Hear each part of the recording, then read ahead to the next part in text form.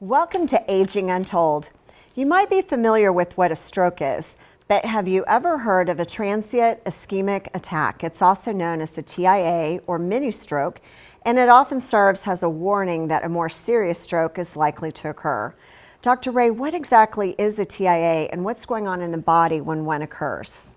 Well, just like you said, the TIA, transient, temporary, ischemic, stoppage of blood flow, attack.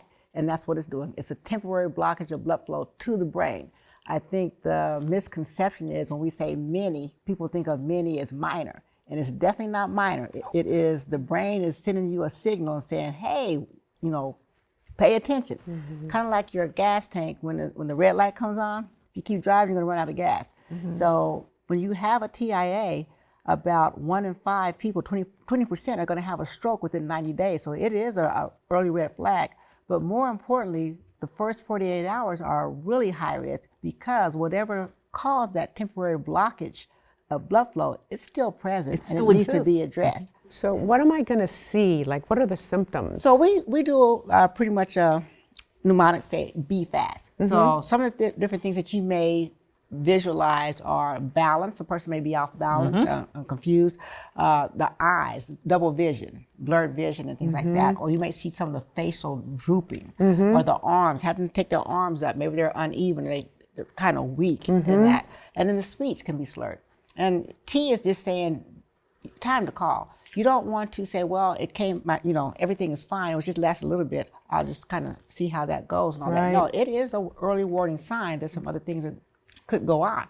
And the importance is that even though the brain is only 2% of the body, it uses 20% of the energy. So it needs the oxygen. So it has a very low threshold on no oxygen before it starts killing off neurons. So you definitely want to avoid that. Yeah, it is the early warning shot. And so think about it like this. If you're standing in a bank and somebody walks in and they fire that warning shot up in the air, are you just gonna hang out like nothing happened? No. Or are you gonna protect yourself? Yeah.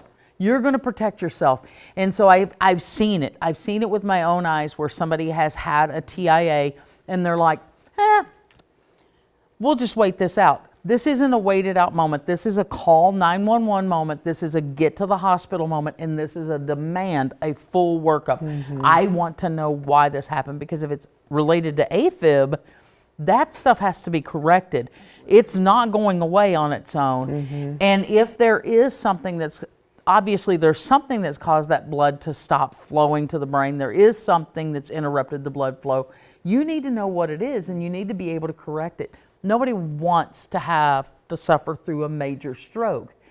And if you can prevent that then, it's huge. Yeah, just think of a traffic jam in the blood vessels. Yeah. Right, that's a good analogy. And how old are people when they typically might experience a TIA? You're going to tend to see that in older people just because of where is it coming from? It's coming from vascular resistance that's damaging the arterial walls. So it's going to be cumulative over time. However, we're seeing a lot more in people who are younger because a lot of people have this metabolic disorders, disease at the cellular level. They have diabetes, they have insulin resistance, or they may not be diabetic yet, but they have insulin resistance, they have chronic inflammation, they have the pathology going on in the vessel. So microvascular disease, you won't see, but the body recognizes it. The other thing too is the 10 to 14% of TIAs are with younger people. It was shocking when I read that. Is the risk factors, they're not as healthy, they're not eating right, they're not exercising. So if you're thinking about a mini stroke TIA and you're younger, pay attention to what you're eating and how you're taking care of your body because you're not immune to this. Absolutely. It does require lifestyle changes afterwards. And you got to know that blood pressure control, they call it the silent killer for a reason. Not only does it cause damage to your kidneys, it is one of the leading causes here. Because it's damaging the microvasculature. You don't see, but the process is going on. Okay, and so if these things are happening, then we're going to go back to the basics also of stress and sleep. True or not true? All of those play a role because they're going to all play a role in terms of inflammation. And when you have inflammation, you're going to get vascular resistance. You're going to start damaging the cells against the wall. And then the first thing that happens is pressure goes up. So you have to find out, why is your pressure going up? What's the inflammatory response that's causing the pressure to go up? And so the threshold is a much lower pressure than what we've really been taught. because it's an indicator that you have vascular damage occurring, and that's where you want to stop the root. So let's say if you have a healthy person, but they're overweight, maybe they're not in the best health.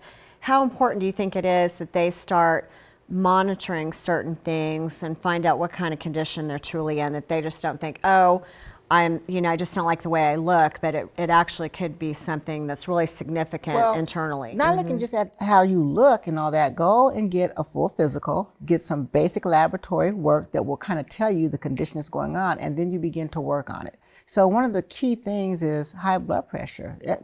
That's the number one common thing for stroke, and you can identify that. And if when you do identify it, look for the cause of why you're getting the inflammation. Most of the time it's metabolic. If you can't find that, then it's gut. Find the inflammatory response, and that's what you have to fix. All right, because you're going to prevent yourself from suffering later if you dig into this a little bit and see what measures you can take to be healthier.